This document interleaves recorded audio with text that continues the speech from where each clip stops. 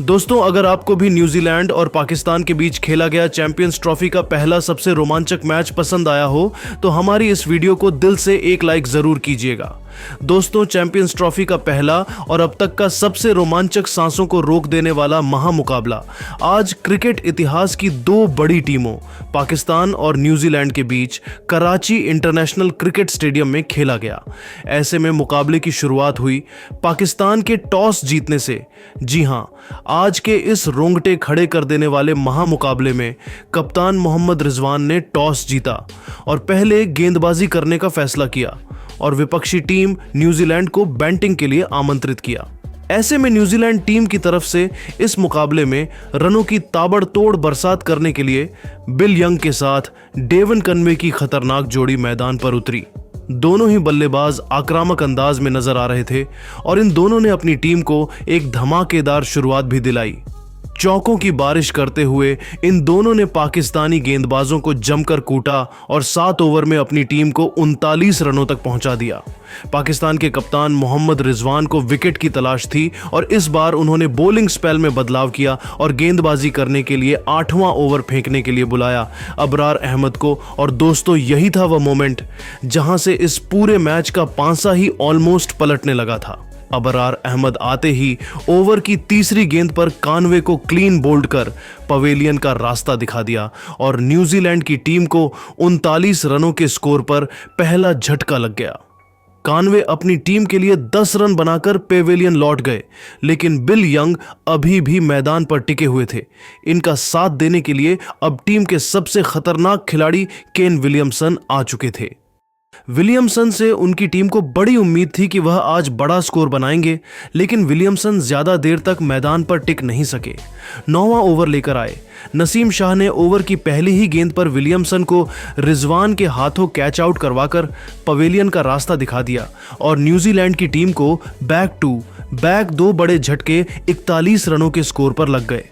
Williamson अपनी team के लिए केवल 1 रन बनाकर मैदान के बाहर चले गए, लेकिन बिल यंग अभी भी मैदान पर टिके हुए थे।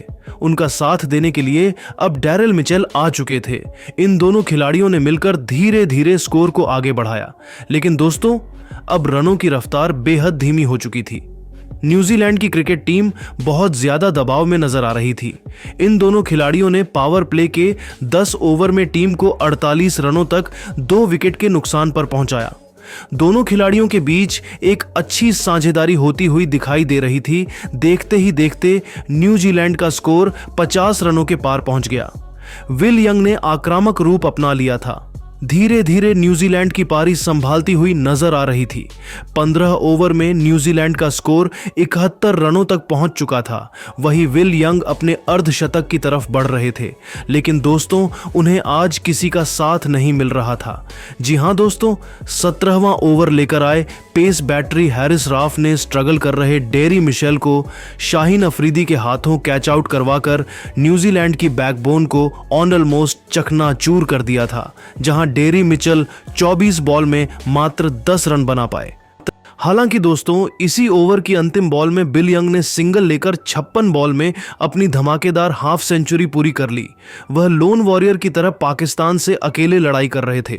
अब उनका साथ देने के लिए न्यूजीलैंड के पूर्व कप्तान टॉम लेथम मैदान में मोर्चा संभालने आए थे और देखते ही देखते इन दोनों खिलाड़ियों ने न्यूजीलैंड की तगड़ी वापसी कराते हुए अपनी टीम को 100 रनों के पार पहुंचा दिया।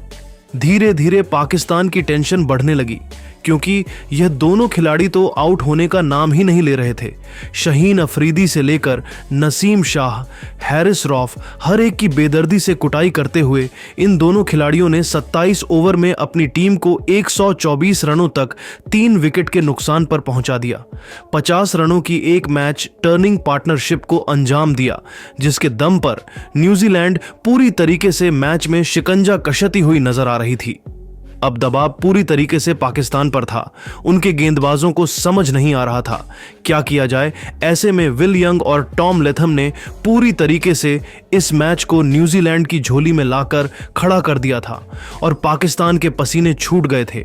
देखते ही देखते 31 ओवर में न्यूजीलैंड ने 150 रनों का आंकड़ा पार कर लिया था। तो दोस्तों, चैंपियंस ट्रॉफी के पहले मैच में ही इतिहास लिखते हुए विल यंग ने 35वें ओवर की दूसरी ही गेंद पर पर सिंगल लेकर अपनी धमाकेदार सेंचुरी ठोक दी थी, वह भी केवल 106 गेंद पर, जिस पर पूरे स्टेडियम ने खड़े होकर तालियां बजाई थी। दोस्तों, उनसे कंधे से कंधा मिलाते हुए टॉम लेथम ने भी एक बेहतरीन हाफ सेंचुरी 61 बॉल में ठोक दी थी। दोनों तरफ से बेदर्दी से यह दोनों पाकिस्तानी गेंदबाजों की नाक में दम किए हुए थे, लेकिन दोस्तों सेंचुरी बनाते ही बिल यंग नसीम शाह का शिकार हो गए। 13 गेंद पर 12 चौके और एक छक्के की बदौलत 107 रनों की बेमिसाल पारी खेलकर यह खिलाड़ी वापस लौटा और न्यूजीलैंड को चौथा झटका लगा। लेकिन दोस्तों, उनके आउट होने के बाद मैदान में उतरे थे ग्लेन फिलिप्स, जिन्होंने लेथम के साथ मिलकर पाकिस्तान की खुशियों को मातम में बदलते हुए मैदान में ऐसी तबाही मचाई कि यहां से सिर्फ पाकिस्तान को खून के आंसू ही नसीब हुए। जी हां, 40वें ओवर में लेथम ने नसीम शाह की गेंद पर तूफानी छक्का उड़ाया और अपनी टीम को 40 ओवर में 207 रनों तक पहुंचा दिया। तो उसके बाद भी रुकना क्या होता है, वह तो उन्हें आता ही नहीं था। फिलिप्स और लेथम तो केवल चौके और छक्कों से डील कर रहे थे। इन्होंने इस वनडे को T20 बना दिया था। 45वें ओवर में हैरिस रॉफ की धज्जियां उड़ाते हुए फिलिप्स ने लगातार एक चौका और एक तूफानी छक्का उड़ाकर अपनी टीम को 256 रनों तक पहुंचा दिया। तो दोस्तों, 47वें ओवर में कप्तान लेथम ने शाहीन अफरीदी को चौका मारकर अपनी धमाकेदार सेंचुरी केवल 95 बॉल में जड़कर पाक गेंदबाजों को दिन में तारे दिखा दिए।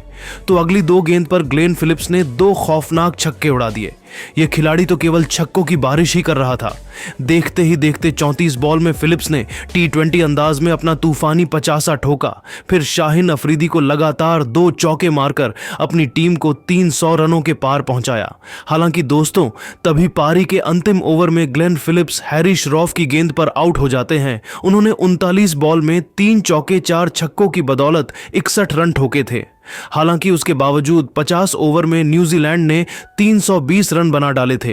कप्तान टॉम लेथम 104 बॉल में 10 चौके 3 छक्कों से सजी 118 रनों की बेमिसाल पारी खेलकर नाबाद थे। पाकिस्तान के लिए हैरिस रॉफ और नसीम शाह ने 2-2 सफलताएं हासिल की। अब पाकिस्तान को जीत के लिए 321 रन चाहिए थे। ऐसे में पाकिस्तान को एक विस्फोटक शुरुआत दिलाने के लिए साउद शकील के साथ बाबर आजम की खतरनाक जोड़ी मैदान में आई थी, लेकिन न्यूजीलैंड की खौफनाक गेंदबाजी के आगे उनकी शुरुआत बेहद खराब हुई। चौथा ओवर लेकर आए विलियम ओ रूक ने साउद शकील का शिकार कर पाकिस्तान को पहला झटका केवल 8 रनों के स्कोर पर दिया, जहां शकील केवल 6 रन 19 गेंद में बना पाए। अब बाबर का साथ निभाने कप्तान मोहम्मद रिजवान आए थे, लेकिन दोस्तों आज के इस महामुकाबले में कप्तान रिजवान का बल्ला भी खामोश रहा, जहां पावर प्ले कांति मोहब्बत लेकर आए। विलियम उर्दू की अंतिम गेंद पर ग्लेन फिलिप्स ने सुपरमैन बनते हुए उनका एक लाजवाब कैच लपक कर पाकिस्तान को दूसरा सबसे बड़ा झटका दिया, जहां मोहम्मद रिजवान केवल 3 रन ही बना पाए हैं और 10 ओवर में केवल 22 रन ही बने थे और पाकिस्तान के 2 बल्लेबाज घुटने टेक गए थे। अब मैदान में बाबर आजम के साथ फखर जमान की खतरनाक जोड़ी मैदान में मौजूद थी। पाकिस्तान काफी ज्यादा दबाव में नजर आ रही थी, लेकिन दोस्तों इन दोनों खिलाड़ियों ने अपनी सूझबूझ भरी साझेदारी से 16 ओवर में 55 रनों तक पहुंचा दिया। हालांकि दोस्तों रन बनाने की रफ्तार काफी धीमी थी।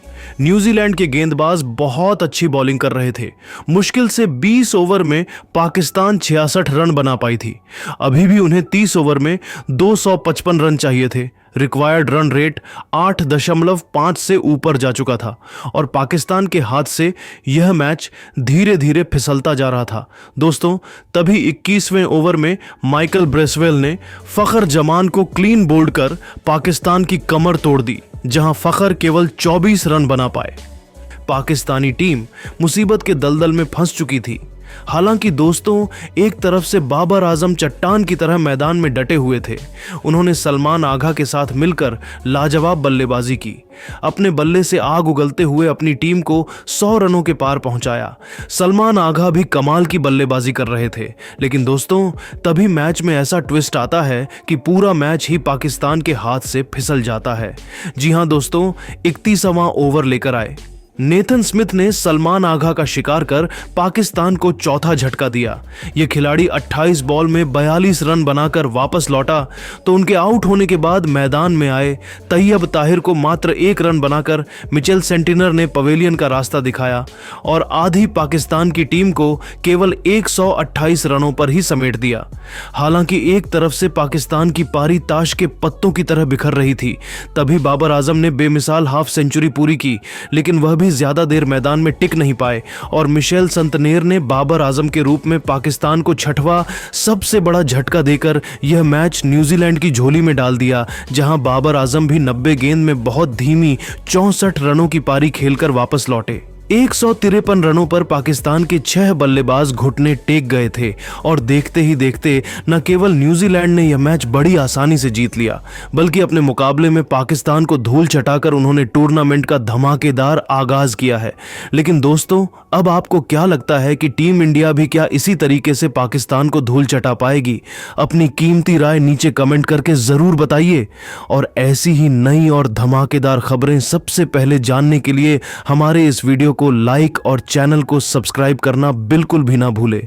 धन्यवाद।